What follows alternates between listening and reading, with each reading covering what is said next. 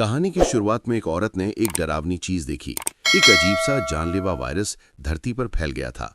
एक बार इन्फेक्ट होने के बाद इंसान का शरीर धीरे धीरे हार्ड होने लगता, एकदम पत्थर की तरह सख्त। सभी लोग अपने रंग के हिसाब से मार्बल में बदल जाते थे, लेकिन जब पूरा शरीर पत्थर का हो जाता तो ये पत्थर भी टूट जाता था। बचती थी तो सिर्फ धूल मिट्टी।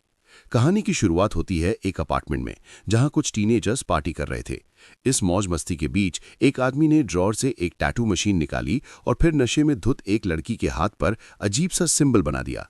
शराब की वजह से अल्फा नाम की इस लड़की को टैटू नीडल फील तो हुई, लेकिन उसने ज्यादा कुछ रिएक्ट नहीं किया।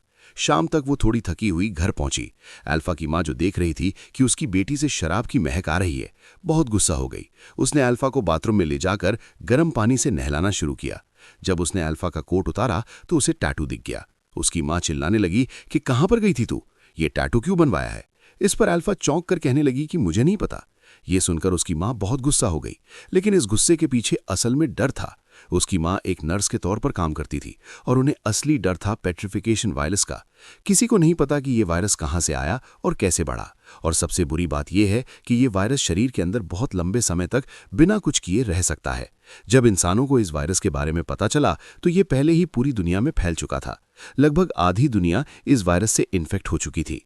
अल्फा की मां को डर था कि कहीं गंदी नीडल ना इस्तेमाल की गई हो उसका ये टैटू बनाने के लिए। उसने जल्दी से अल्कोहल का इस्तेमाल करके उस एरिया को डिसइंफेक्ट किया और कहा कि कल हॉस्पिटल आ जाना, टेटनस का शॉट लगाना है। शाम को अल्फा ने मां को गुस्से में बड़बड़ाते हुए सुना।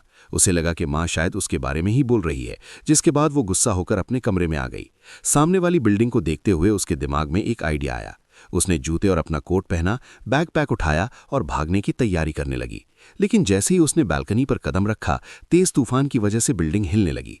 खतरे के बावजूद अल्फा बाहर निकल गई। बेटी की चीख सुनकर मां बाथरूम में दौड़ी। अल्फा किसी तरह अपनी जान बचाते हुए लटकी हुई थी। अचानक बिल्डिंग हिलने लगी और तूफान शांत हो गया, जिसके बाद मां अपनी बेटी को बचाकर अंदर ले गई। अपनी मां को बेहद दुखी देखकर अल्फा उनसे लिपट गई और बार बार सॉरी बोलने लगी। इस बार मां ने उसे डांटा नहीं, बस कहा कि कोई बात नहीं, आगे से ध्यान रखना। अगली सुबह अल्फा हॉस्पिटल गई, जहां उसकी मां काम करती थी। नर्स ने टेटनस का इंजेक्शन तैयार किया, लेकिन अल्फा को इंजेक्शन से डर लगता था। नर्स ने सोचा कि अल्फा को उस पर भरोसा नहीं है तो उसकी मां को बुला लेती हूं, लेकिन अल्फा ने उसे रोका और कहा कि मैं खुद लगाऊंगी। ये जानने के लिए कि कहीं उसकी बेटी के शरीर में वायरस तो नहीं है, अल्फा की मां ने नर्स से कहा कि सैंपल ले लेना।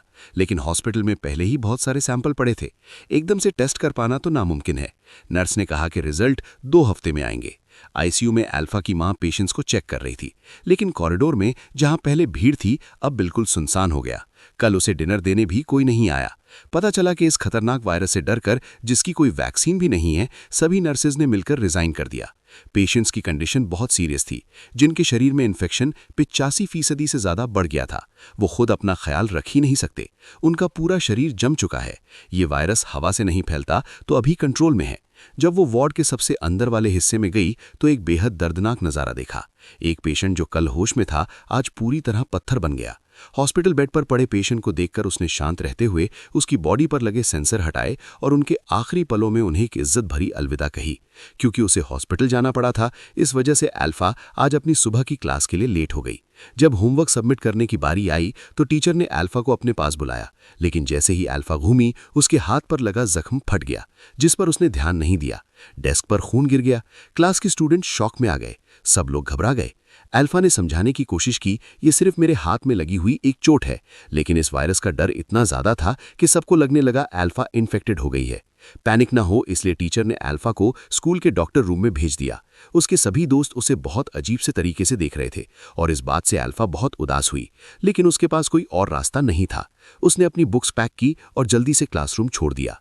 जैसे ही अल्फा बाहर निकली, एड्रियन नाम का एक लड़का उसके पीछे भागा। दरअसल एड्रियन और अल्फा एक दूसरे से प्यार करते थे। घर लौटकर अल्फा थोड़ा आराम करने वाली थी, पर घूमते ही उसने अपने कमरे में एक एक्स्ट्रा बेड देखा। कंफ्यूज होकर वो लिविंग रूम में गई और देखा कि सब कुछ उल्टा पुल्टा पड़ा था। उसे लगा कि कोई चोर घर में घुस गया और वो अपनी मां को फोन करने लगी। पर जैसे ही वो अपने कमरे की तरफ वापस आई, उसने एक अजीब आदमी को अंदर लेटे हुए देखा। अजीब आदमी को देखकर अल्फा डर के मारे किचन में छुप गई। उसने दरवाजा लॉक कर लिया, पर बाहर से वो खटखटाने लगा। अल्फा ने टेबल से एक छोटा चाकू उठाया और आदमी से कहा कि मेरे पास मत आना, लेकिन उस आदमी को कोई फर्क नहीं पड़ा। उसने अल्फा से कहा कि देखो डरो मत। उसने बताया कि मैं तुम्हारा मामा हूँ, तुम्हारी माँ का छोटा भाई। जब तुम छोटी थी तो मेरी गोद में पली हो। लेकिन अल्फा को अपना कोई मामा याद नहीं था। अगर सच में उसका कोई मामा है तो पिछले 10 साल में कभी सामने क्यों नहीं आया? अल्फा के शक के सामने उसका मामा आमीन सिर्फ इतना बोला कि उसकी सेहत खराब रहती है और वो अलग अलग जगहों पर रहता है। बस अभी अभी तो वापस आया हूं मैं। अभी उसके पास रहने के लिए कोई जगह नहीं थी, इसीलिए वो उनके घर पर रहने आया था। आमीन की बात तो सही लग रही थी, पर फिर भी अल्फा उस पर भरोसा नहीं कर पाई। जैसे ही वो याद करने की कोशिश कर रही थी कि क्या सच में उसका कोई मामा है, आमीन ने आगे बढ़कर उसके हाथ से चाकू छीन लिया। तभी अल्फा की माँ काम से घर आई। अपनी माँ को देखते ही अल्फा तुरंत मदद के लिए भागी। माँ ने कहा कि मिल ली अपने मामा से। अब ये तो साफ था कि आमीन सच बोल रहा था। खैर बाद में अल्फा सैंपल कलेक्शन के लिए हॉस्पिटल गई, पर हॉस्पिटल में बहुत सारे पेशेंट्स होने की वजह से उसे पहले इंक्वायरी एरिया में वेट करना पड़ा। जैसे ही अल्फा बैठी, उसने अपनी इंग्लिश टीचर को एक इन्फेक्टेड बूढ़े आदमी को अंदर लाते हुए देखा। अल्फा ने उनसे हेलो कहा। सैंपल कलेक्ट होने के बाद अल्फा वापस अपने स्कूल गई और क्लासेस लगाने लगी। लेकिन स्पोर्ट्स क्लास के दौरान उसके हाथ का जख्म फिर से फट गया और वॉलीबॉल पर खून लग गया। बॉल पर खून देखकर क्लासमेट्स ने अल्फा को घिन और नफरत से देखा। उसकी टीचर को भी डर लगा कि अल्फा इन्फेक्टेड हो सकती है और उसने अल्फा से कहा कि जल्दी से जाकर अपना इलाज करवाओ। और जैसे ही अल्फा ने पीछे मुड़कर देखा, उसका टीचर एक तौलिए से बॉल को लपेटकर डस्टबिन में फेंक रहा था। अपने दोस्तों से यूं अलग थलग रहकर अल्फा को बहुत बुरा लगता था। एड्रियन भी थोड़ा डरा हुआ लग रहा था। जब अल्फा ने देखा कि एड्रियन की उसे इन्फेक्टेड समझ रहा है, तो वो गुस्से और उदासी में जिम छोड़कर चली गई। स्कूल के बाद अल्फा और उसकी माँ उसकी नानी के घर गए। आज ईद है और पूरा परिवार और दोस्त वहां खाने के लिए जमा हुए थे। लेकिन जैसे ही वो सीढ़ियों तक पहुंची, अल्फा ने देखा कि हॉलवे में 2 आदमी सो रहे थे और फर्श पर कई सारी सुइयां पड़ी थीं। हॉलवे छोड़कर वो लोग नानी के घर पहुंचे। अल्फा के मामा और बाकी लोग पहले ही आ चुके थे और सब अपने अपने काम में लगे हुए थे। सिर्फ अल्फा चुपचाप टेबल पर बैठी रही। अमीन छोटी उम्र में नशे की लत में पड़ गया था। तब से बाकी परिवार वाले उसके साथ बहुत बुरी तरह व्यवहार करते थे। कोई भी अमीन से बात नहीं कर रहा था। खाने के बीच में अल्फा ने देखा कि अमीन एक कमरे के अंदर गया और अल्फा की मां भी सावधानी से उसके पीछे गई। दरवाजे के छोटे से गैप से अल्फा ने देखा कि अमीन फर्श पर बेहोश पड़ा है और उसकी मां उसे ट्रीट करने की कोशिश कर रही है। जैसे ही अल्फा दरवाजे पर दिख गई, मां ने जल्दी से दरवाजा बंद कर दिया। तभी नानी वहां आ गई और अल्फा उनके चेहरे पर उदासी नहीं देखना चाहती थी, इसीलिए उसने झूठ कह दिया कि मम्मी की तबीयत अभी ठीक नहीं है, वो कमरे में आराम कर रही हैं। नानी ने ज्यादा सोचा नहीं और अल्फा के चेहरे पर हाथ फेरते हुए कहा कि हमेशा खुश रहो।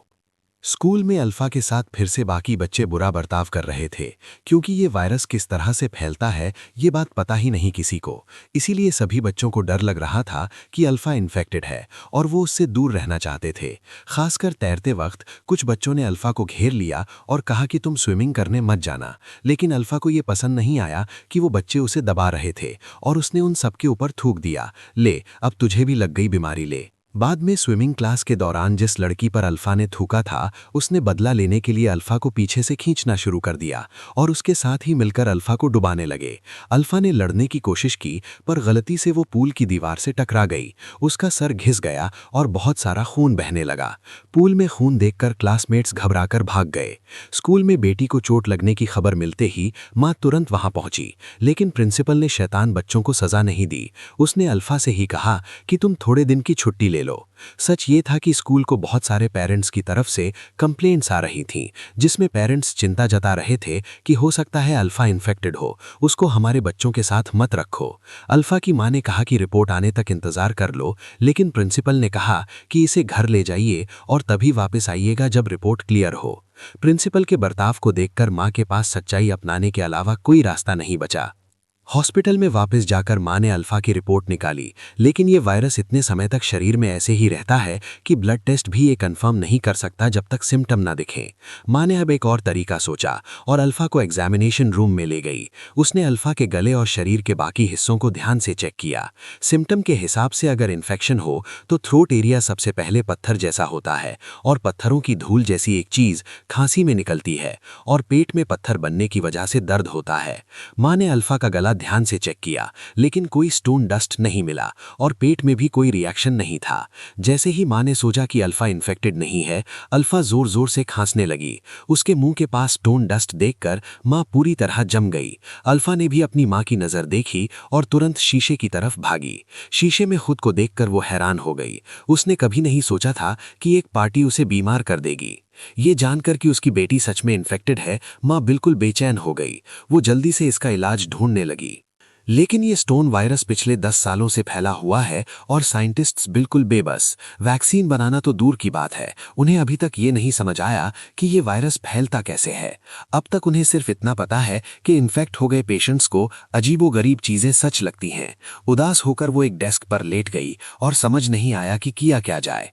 वो अल्फा के कमरे में गई और अपनी बेटी को शांत करने की कोशिश की, लेकिन दरवाजे पर उसने एक अजीब सा सीन देखा। अमीन और उसकी बेटी बेड पर पड़े हिल रहे थे। दोनों की मूवमेंट बिल्कुल एक जैसी थी। अपनी बेटी को दर्द में देखकर वो सिर्फ तसल्ली दे पाई। उसने अपनी बेटी के लिए प्रार्थना शुरू की और तब उसे याद आया जब वायरस पहली बार फैला था। उस वक्त बहुत सारे वायरस से ग्रस्त लोग हॉस्पिटल में आ गए और एंट्रेंस पूरी तरह ब्लॉक हो गई। बेड कम थे और हॉस्पिटल पहले से ही फुल। सिक्योरिटी गार्ड्स ने दरवाजे बंद कर दिए और पेशेंट्स को अंदर नहीं आने दिया। घबराए हुए पेशेंट्स ने एंट्रेंस पर हंगामा कर दिया। गार्ड्स के बर्ताव से वो खुश नहीं थीं, लेकिन हॉस्पिटल इतने लोगों को नहीं संभाल सकता था, तो बेचारे गार्ड्स के पास भी क्या रास्ता था। परेशान पेशेंट्स को देखकर वो सिर्फ उन्हें शांत करने की कोशिश करती रहीं। उसने कुछ सीरियस पेशेंट्स को अंदर आने दिया, लेकिन इन्फेक्टेड लोग इतने ज्यादा थे कि सबको बचाना मुमकिन ही नहीं था। हॉस्पिटल कॉरिडोर में काले बॉडी बैग्स पड़े थे जिनमें वायरस से मरे हुए पेशेंट्स थे। परिवार का कोई भी आदमी उन्हें लेने नहीं आया, इसलिए हॉस्पिटल ने उन्हें हॉलवे में ही छोड़ दिया। डॉक्टर्स ने वायरस को रोकने की बहुत कोशिश की। अच्छी बात यह थी कि हर शरीर अलग होता है, इसीलिए पत्थर बनने की स्पीड सबकी अलग थी। कुछ पेशेंट एक ही दिन में खांसी से सीधा पत्थर बन गए और कुछ लोगों को सालों लग गए शुरू होने में। बदकिस्मती से अमीन पहली वेव के इन्फेक्टेड लोगों में से है। अमीन की कंडीशन बहुत सीरियस है। उसकी पूरी पीठ पत्थर की बन गई थी। वो जांच के लिए सैंपल लेना चाहती थी, पर जब उसने नीडल डाली तो खून रुका ही नहीं और उसने गॉज की मदद से घाव बंद करने की कोशिश की, पर अचानक अमीन की पत्थर बनी हुई पीठ सीधा क्रैक हो गई। इन्फेक्शन की वजह से अल्फा अब स्कूल नहीं जा सकती थी और उसे अमीन के साथ घर पर रहना पड़ रहा था। माँ ने कभी सीधे तौर पर नहीं बताया, पर अल्फा जानती थी कि उसके मामा को कोई तो बीमारी है। पहले अल्फा अमीन से नफरत करती थी, पर स्कूल में जब उसे अकेला छोड़ा गया तो अल्फा ने दुनिया के बुरे बर्ताव को महसूस किया और धीरे धीरे उसे अपने मामा के लिए बुरा लगने लगा। जब वो बात कर रहे थे तो अल्फा की माँ घर पर जल्दी आई। वो एक बड़ी बोतल पानी की लाई और अल्फा से कहा कि ज्यादा से ज्यादा पानी पिया करो, लेकिन अल्फा को पानी की वजह समझ नहीं आई और उसने सिर्फ थोड़ा सा पानी पिया। बेटी की बेफिक्री देखकर माँ ने जबरदस्ती पानी उसके गले से नीचे उतारा। बाद में पता चला कि उसकी माँ ने यह चीज नोटिस की थी कि जो पेशेंट ज्यादा पानी पीते हैं वो धीरे धीरे पत्थर बनते हैं और गले को भी थोड़ा आराम मिलता है। लेकिन अमीन जानता था कि ये सब बेकार है। आखिर वो भी तो इन्फेक्टेड है। पानी का असर बहुत कम है। अगर इन्फेक्टेड आदमी का शरीर कमजोर है तो वायरस 3 घंटे के अंदर पूरा पत्थर बना देता है। इस इन्फेक्शन का एक ही इलाज है, वैक्सीन। लेकिन वो सिर्फ एक आम सी डॉक्टर है। दुनिया के सबसे बड़े साइंटिस्ट भी इतने साल से कुछ नहीं कर पाए, तो वो क्या कर लेगी। अमीन ने अपनी बहन को समझाने की कोशिश की कि अगर अल्फा पहले से ही इन्फेक्टेड है तो उसे घर के अंदर बंद नहीं रहना चाहिए। उसे जिंदगी को पूरी तरह से जीने दो। पता नहीं कितने दिन की मेहमान है ये बच्ची। लेकिन अल्फा के वायरस को फैलाने के डर से माँ ने सीधा मना कर दिया। इस बात पर घर में बहुत झगड़ा हुआ। जाने से पहले बेटी भाग न जाए, इस डर से माँ ने दरवाजे को लॉक कर दिया। शाम को एक उदास अल्फा बेड पर करवटें बदलती रही, जैसे उसे लगा कि उसकी जिंदगी ऐसे ही खत्म हो जाएगी। ऊपर से एक जोर की आवाज आई। जब अल्फा ने दोबारा आंखें खोली, सब कुछ नॉर्मल था। पता चला कि यह सब सिर्फ एक सपना था। अपनी उदास भांजी को देखकर अमीन ने खिड़की खोली और अल्फा को छुपकर घर से बाहर निकाल दिया। वो एक बार में पहुंचे जो इन्फेक्टेड लोगों से भरा हुआ था। वहां सब लोग बात कर रहे थे, हंस रहे थे और उनमें से किसी को भी ऐसा महसूस नहीं हो रहा था कि वो गलत कर रहे हैं। वो लोग यहाँ अपने आप को बाहर की दुनिया के प्रेशर से फ्री महसूस करते थे। इस जगह पर कोई उन्हें जज नहीं करता था, कोई उनके साथ बुरा बर्ताव नहीं करता था। ये सीन देखकर अल्फा का डिप्रेस्ड मूड तुरंत बदल गया और वो हॉल में इन्फेक्टेड लोगों के साथ डांस करने लगी। सुबह होने तक वो लोग एंजॉय करते रहे। फिर अल्फा अपने मामा के साथ बाहर से निकल गए। अमीन ने अल्फा से कहा कि जितना वक्त बचा है उसमें सब कुछ करो जो भी करना चाहती हो और अपनी सारी छुपी हुई भावनाएं बाहर निकाल दो। अमीन की बात सुनकर अल्फा को एड्रियन याद आया और वो उसके घर के बाहर गई। एड्रियन अल्फा को देखकर खुश हुआ, पर तभी अल्फा ने नोटिस किया कि अमीन के पीठ पर बिल्कुल वैसा ही टैटू है जो उसके पास था। तब सच सामने आया कि अल्फा का वो टैटू उस दिन एड्रियन ने ही बनाया था और उसी टैटू की वजह से वो आज बीमार हुई है। गुस्से में अल्फा ने एड्रियन से कहा कि तुम्हारी टैटू मशीन में वायरस था। उसने कहा कि जल्दी से अपना टेस्ट करवाओ। एड्रियन कुछ बोल पाता उससे पहले ही अल्फा अपार्टमेंट छोड़कर चली गई। अल्फा बस में बैठ गई, मानो खुद को दुनिया से दूर करना चाहती हो, लेकिन बस में अमीन पहले से ही मौजूद था। अब अमीन अल्फा को समुद्र के किनारे ले गया और उससे कहा कि मेरे लिए एक काम करोगी। अल्फा ने सोचा कि शायद उसके मामा को थोड़ी शांति चाहिए, पर अचानक से उसे पता चला कि अमीन कहीं से ड्रग्स ले आया था। अल्फा उसे रोकना चाहती थी, पर यह बात उसके होठों तक आकर रुक गई। उसे समझ नहीं आया कि शुरू कैसे करे। जब तक वो कुछ बोलती, अमीन बेहोश हो गया। अल्फा भागकर पास वाले होटल में गई और अपनी माँ को फोन किया। अपने भाई की हालत के बारे में सुनते ही उसकी माँ तुरंत वहां पर आई। वहां पहुंचते हुए उसे बीते हुए कल के दिन याद आए। लगभग 10 साल पहले इसी समुद्र के किनारे और इसी होटल में अमीन छुपकर अल्फा को घर से बाहर ले आया था। कमरे में उसने ड्रग्स किए, लेकिन छोटी अल्फा को कुछ भी पता नहीं चला। उसे लगा कि उसके मामा सिर्फ थके हुए हैं। जब तक अल्फा की माँ वहां पहुंची, अमीन ने सांस लेना बंद कर दिया। किस्मत से माँ अपने साथ एड्रेनलिन शॉट लाई थी और उसने जैसे तैसे अमीन को बचा लिया। आज वही सब दोबारा से हुआ। अमीन की कंडीशन फिर से बिगड़ने लगी और धीरे धीरे उसका पूरा शरीर पत्थर का बन गया। अपने भाई को देखकर, जिसका सिर्फ आधा चेहरा बचा था, अल्फा की मां का दिल टूटने लगा। पूरी तरह पत्थर बने अपने भाई को देखकर अल्फा की मां उसके पास ही लेट गई। लेकिन जब उसकी दोबारा आंखें खुली तो उसने खुद को घर पर पाया और अल्फा अपने कमरे में थी। सच ये निकला कि अमीन असल में 8 साल पहले ही इस बीमारी से मर चुका था। अल्फा की मां उसे आज तक भूल नहीं पाई और ये बीमारी अल्फा को नहीं बल्कि उसकी मां को हुई है। इस बीमारी में पेशेंट्स को अजीबोगरीब चीजें सच लगने लगती हैं, ऐसी चीजें जो कभी हुई भी ना हो। पेशेंट्स का इलाज करते हुए ही अल्फा की मां खुद भी इन्फेक्टेड हो गई। जो अमीन उसे दिख रहा था वो उसी के दिमाग का बनाया हुआ एक ख्याल था। अपनी मां को उदास देखकर अल्फा ने वो लोरी गाई जो उसकी मां उसे बचपन में सुलाने के लिए गाती थी। इसी पल में अल्फा सब कुछ समझ गई। उसने अपनी मां का हाथ पकड़ा और दोनों घर छोड़कर निकल गए, परिवार को अलविदा कहने के लिए। और जैसे ही मां बेटी घर से बाहर निकले, थोड़ी दूर ही एक पीला तूफान दिखाई दिया। कार की विंडशील्ड जल्दी से मोटी धूल से भर गई। ये सारी धूल उन लोगों की है जो पत्थर बन चुके हैं। उजाड़ सड़कें और चारों तरफ इस धूल को देखकर अल्फा का दिल बहुत परेशान हुआ। थोड़ी देर बाद मां बेटी नानी के घर पहुंची। अल्फा की मां गाड़ी का दरवाजा खोलकर अपार्टमेंट की तरफ चली गई। जैसे ही मां गाड़ी से उतरी, अल्फा ने देखा कि उनके अंकल फिर से सामने आ गए और दोनों बहन भाई हंसते खेलते हुए दूर चले गए। अल्फा उनके पीछे भागने वाली थी, पर जैसे ही वो गाड़ी से बाहर निकली, एक अजीब सा सीन दिखाई दिया। उसने देखा कि आमीन धूल बनकर गायब हो गया, पर अपनी मां को जमीन पर रोती हुई देखकर अल्फा वहीं जम गई। इस वक्त अल्फा के चेहरे पर भी इस बीमारी के साइन दिखने लगे। सच ये था कि अल्फा का परिवार और आसपास के पड़ोसी सभी वायरस के शुरुआत के दिनों में ही इन्फेक्ट हो गए थे। जमीन पर जो रेत पड़ा है वो असल में इंसान है जो पत्थर बन गए। कहानी के आखिर में अल्फा ने सच्चाई को अपना लिया और सोच लिया कि जितनी जिंदगी बची है खुश रहकर जिएगी। वीडियो पसंद आई तो लाइक कर देना, चैनल को सब्सक्राइब कर लेना। मिलते हैं अगली वीडियो में।